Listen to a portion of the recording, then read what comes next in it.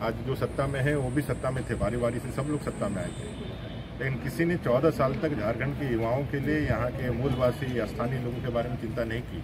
रघुवर दास जी की सरकार आई, हम लोगों ने नियोजन नीति बनाया, स्थानीय नीति को परिभाषित किया और 3rd और 4th ग्रेड को अपने जिलों में आरक्षित कर दिया 100%। नौकरियां भी निकली। आज जो आप 19 तारीख को बांटने वाले हैं, जो 300 साढ़े 300 शिक्षक बांटने वाले हैं, 3,500, वो हम लोगों की नियुक्ति प्रक्रिया में हम लोगों ने किया था, जिसको इन्होंने आने के साथ वर्तमान सरकार ने उसको रोक दिया स्थानीय लोगों को, और चले गए सुप्रीम कोर्ट तक।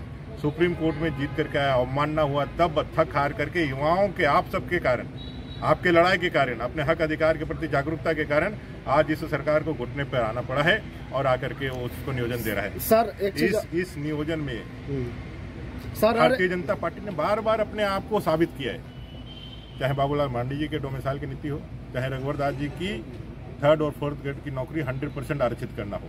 वर्तमान की सरकार 32 का नारा देकर के सरकार में आई और जब इम्प्लीमेंट करने का बारी आया तो सबके लिए ओपन टू ऑल कर दिया। ये सरकार को फिर से हम लोगों ने विधानसभा के अंदर तो कहा ही है, अपना समर्थन दिया ही है। 60-40 नहीं चल तो हम लोगों ने नारा लगाया था और आज भी आप लोगों के इस आंदोलन में हम लोग पूर्ण रूप से साथ। तो सर अभी जितने भी बहाली आता है, जैसे पंचायत सचिव का है सर, कोर्ट हर एक बहाली कोर्ट ही में जाता है सर, और सुप्रीम कोर्ट ऑर्डर देता है झारखंड सरकार को कि आप इन लोगों को ज्वाइनिंग दीजिए, तब झारखंड सरकार देता है सर।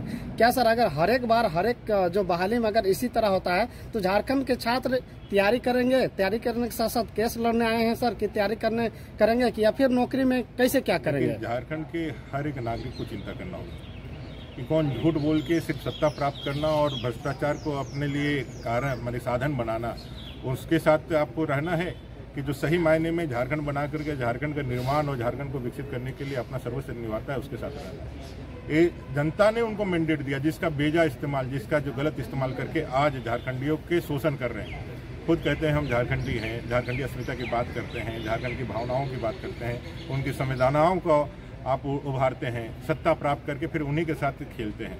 तो ऐसे लोगों से सावधान रहने की भी जरूरत है, जागरूकता की भी जरूरत है। जात पात से ऊपर उठ करके स्थानीयता में हम कैसे, कौन हमारे साथ खड़ा रहेगा, किसने करके दिया है। भारतीय जनता पार्टी ने 2-2 बार अपने आप को साबित करके दिया है, कोई उनको बताने की जरूरत नहीं है, हम लोगों ने करके दिखाया है। और ये इनके कथनी और करनी में जमीन आसमान का अंतर है।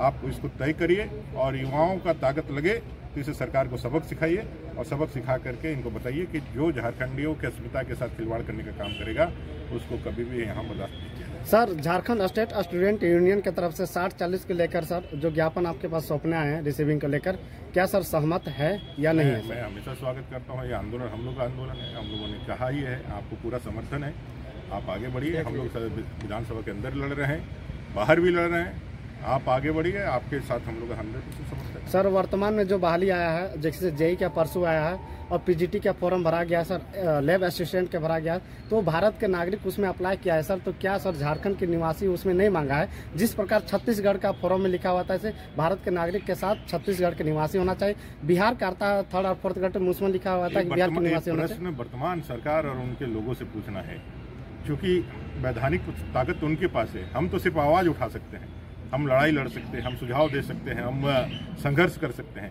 लेकिन क्रियान्वयन का कार्य जो है वर्तमान की राज्य सरकार का है।